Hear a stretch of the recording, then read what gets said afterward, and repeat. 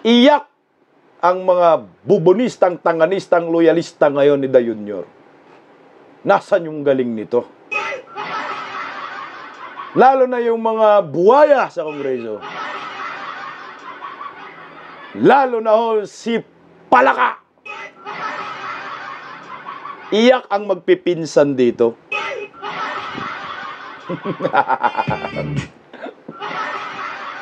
Buta masakit to guys eh.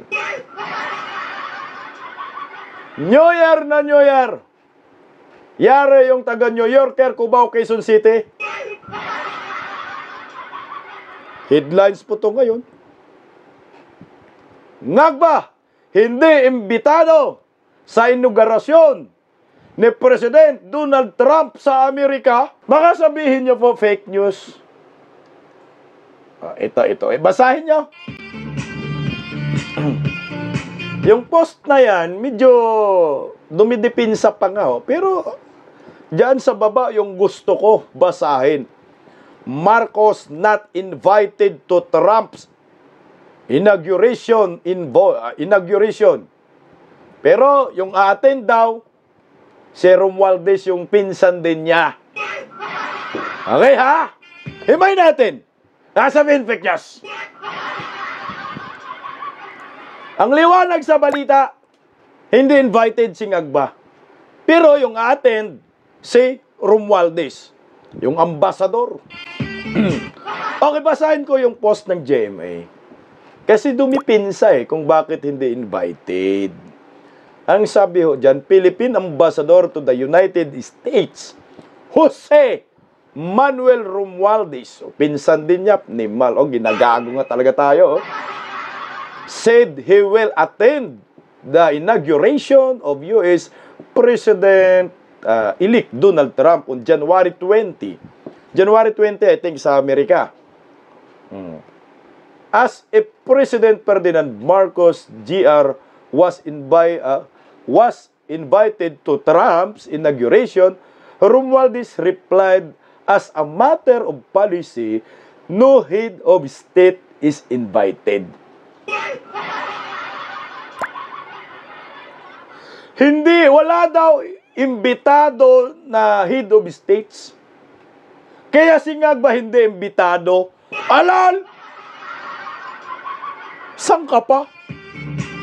Sige nga mga kababayan ko. Mag-isip kayo ng isang president-elect sa Amerika na walang invited na mga presidente sa ibang bansa. May naisip kayo? Gagi, sinungaling. Sabi ni Margie Gonzalez, that's impossible. Imposible talaga yan. Ang Amerika, pinakamakapangyarihang bansa, malaking bansa. Tangina guys, hindi po pwede na yung mga kaalyado niya ay hindi iimbitahan ang mga head of state, yung mga presidente. Aminin nyo na hindi inimbita talaga. Okay. I-rebat natin yung sinabi nila na wala daw imbitadong head of state. Kaya si Ngagba, hindi inimbita. Tapos sinungaling talaga, basta Romualdez sinungaling. Ako, invited ako. Tingnan mo Okay.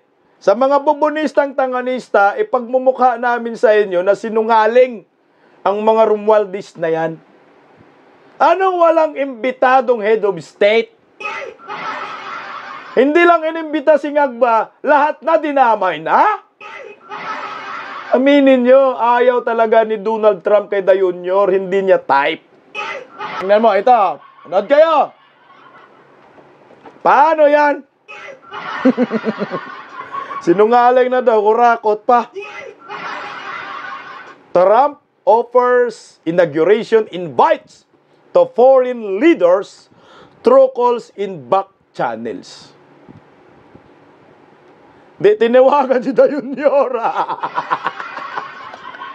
Yan! Walang ano yan? Walang nag-back channeling sa'yo? Naimbitado ka? Yawards, oh? Di man yan fake news. Published po yan ng December 12, 2024. CNN po yan. Aray! New Year na New Year, iyak! Ayan. Ayon po dyan sa balitang iyan, more world leaders from Argentina and El Salvador invited to Trump's inauguration. Paano yan, Romualdez? Sinungaling talaga itong mga Romualdez. Sinabi nyo na walang invited na head of state. Paano to? Ang daming naimbitahan. Pero si Ngagba, hindi. Ano ba yung dahilan kasi? Ito guys, tayo manghuhula tayo Magano tayo gumawa tayo ng sarili nating teorya. Total, nandito man tayo sa demokrasyang bansa mag-isip tayo. Bakit hindi po imbitado si Da Junior sa inauguration ni President Donald Trump? Confirm na natin, sinungaling itong si Romualdez. Yung envoy ng Pilipinas sa Amerika, sinungaling na walang invited na mga head of states, kaya siya hindi daw din invited. Magkakaroon po ng conflict. Ito sa akin idaan muna natin medyo sa parang professional na teorya. Mamaya na yung pantambay. Okay. Para sa akin kasi, magkakaroon ng conflict. Kung i-invite ni President Donald Trump itong si Da Junior sa inauguration. Unang-una, invited na si President Xi Jinping. At alaman ni Donald Trump na itong si Da Junior ay loyal mismo siya kay Biden, na yan ang dahilan kung bakit kinukumpronta tayo ngayon ng China diyan sa West Philippine Sea. Ngayon, si Biden ayaw kay President Xi Jinping na kakampi naman ni Da Junior. Ngayon, si Donald Trump at si President Xi Jinping magkaibigan. At isama po natin yan si Tatay Digong. Tatay Digong, President Xi Jinping, Donald Trump, magkaibigan yan sila. So, conflict. So, pag tiningnan mo, parang ang tawag yan, meron ding konting politika.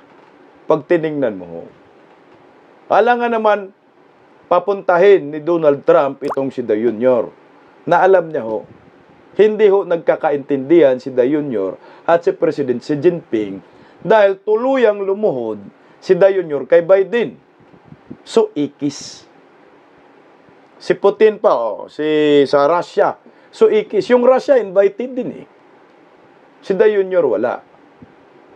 So, naiwan sa ere. Ito, teoryang pantambay. Teoryang pantambay. Ang sabi kasi nila, meron daw polvoron test dyan. Meron daw drug test daw. Kasi, alam naman natin na si President Donald Trump nauna nang nagdeklara ng war on cartel. Siyempre, lahat ng ipapatawag niya, siguraduhin niya hindi sumisinghot. Yawards. Sasabit ka dyan, hair follicle test. Ayaw siguro ni Donald Trump papaya si Da Junior. Kasi, talagang mandatory yan. Pagpasok mo, hair follicle test ka. Galit man si President Donald Trump sa durugista. Nag-deklara na nga ng war on cartel May drug test daw. Matukhang siya dyan. Yan ang nakikita natin. lalo na sinasabi ni Palangga, ni Maharlika, ngayong pulburon video daw, pinadala niya, pati yung authentication ng pulburon video, pinadala niya kay Donald Trump. Lalo na kung nabasa yun, tapos ang nag-certify nun ay taga University of California, Los Angeles, California. Patay kayo dyan. Baka isa yon sa mga nakita ho natin. Pag na-invite, ganun lang ho ang mga nakikita natin. O baka naman, talagang ayaw talaga ni Donald Trump sa mga Marcosis. Kasi kung, ganito guys, pag tiningnan nyo po ang history ng mga Marcos, ang mga Marcos may kaso. Lalo na si Da Junior may kaso sa Amerika. Sira ang apelyedong Marcos. Sira sa mga Amerikano.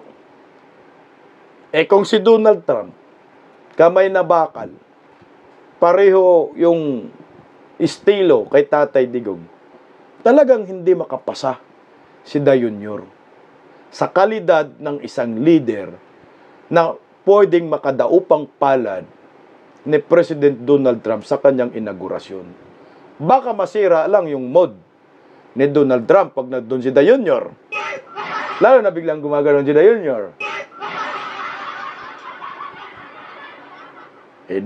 Imbis sumaya ang mga Amerikano, mga supporter si Donald Trump, mabubuwisit. Ka naman